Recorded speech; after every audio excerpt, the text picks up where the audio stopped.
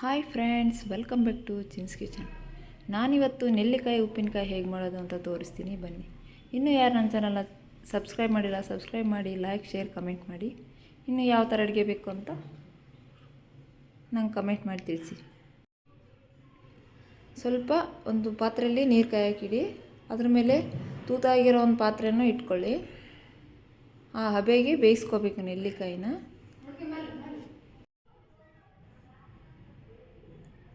ಒಂದು 10 ನಿಮಿಷ ಚೆನ್ನಾಗಿ ಜೋರಾಗಿಟ್ಬಿಟ್ಟು ಹಬೆಯಲ್ಲೇ ಬೇಯಿಸ್ಕೋಬೇಕು. ಬೇಗ ಬೆಂದೋಗುತ್ತೆ ಅದು.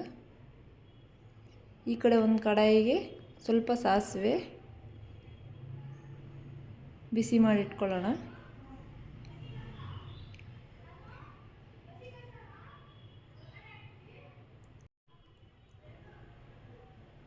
ಅವು ಬಿಸಿ ಆದ ತಕ್ಷಣ ಸ್ವಲ್ಪ ಜೀರಿಗೆ ಹಾಕ್ಕೊಳ್ಳೋಣ.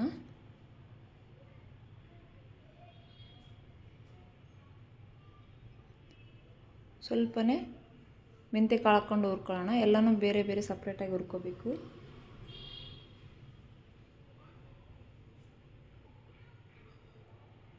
ಇವು ತಣ್ಣಗಾದ ಮೇಲೆ ಮಿಕ್ಸಿಗೆ ಹಾಕ್ಕೊಳ್ಳೋಣ. ಇದು ಇವಾಗ ಬೆಂದಿದೆ. ಅದೇ ಕಡಾಯಿಗೆ ಸ್ವಲ್ಪ ಆಯಿಲ್ ಹಾಕ್ಕೊಳ್ಳೋಣ. ಸ್ವಲ್ಪ ಸಾಸಿವೆ,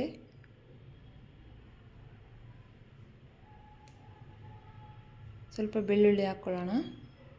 ಇವಾಗ ಮಿಕ್ಸಿ ಮಾಡಿ ಇಟ್ಕೊಂಡಿದ್ದೀವಲ್ವ, ಆ ಪೌಡ್ರ್ ಹಾಕ್ಕೊಂಡ್ಬಿಟ್ಟು ಗ್ಯಾಸ್ನ ಆಫ್ ಮಾಡಿಬಿಡೋಣ.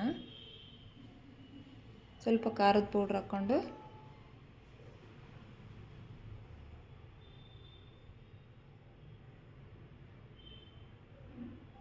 ಉಪ್ಪು ಹಾಕ್ಕೋಬೇಕು. ಇದಕ್ಕೆ ಎಷ್ಟು ಬೇಕೋ ಅಷ್ಟು ನೋಡ್ಕೊಂಡು ಉಪ್ಪು ಹಾಕ್ಕೊಳ್ಳಿ. ಆ ನೆಲ್ಲಿಕಾಯಿನ ಬೀಜ ತೆಗೆದು ಕಟ್ ಮಾಡಿ ಇಟ್ಕೊಳ್ಳಿ ನೀವು ಆ ಕಡೆ. ಅದು ಆರಿದ ತಕ್ಷಣ ಗ್ಯಾಸ್ ಆಫ್ ಮಾಡಿದ್ದೀನಿ ಇವಾಗ. ಆವಾಗಲೇ ಎಲ್ಲ ಸೀದೋಗ್ಬಿಡುತ್ತೆ, ನೋಡ್ಕೊಂಡ್ಬಿಟ್ಟು ಆಫ್ ಮಾಡಿ. ಇದಕ್ಕೊಂದು ಸ್ವಲ್ಪ ಹಿಂಗೆ ಹಾಕ್ತಾಯಿದ್ದೀನಿ. ಸ್ವಲ್ಪ ಬೆಲ್ಲ ಹಾಕ್ಕೊತಿದ್ದೀನಿ.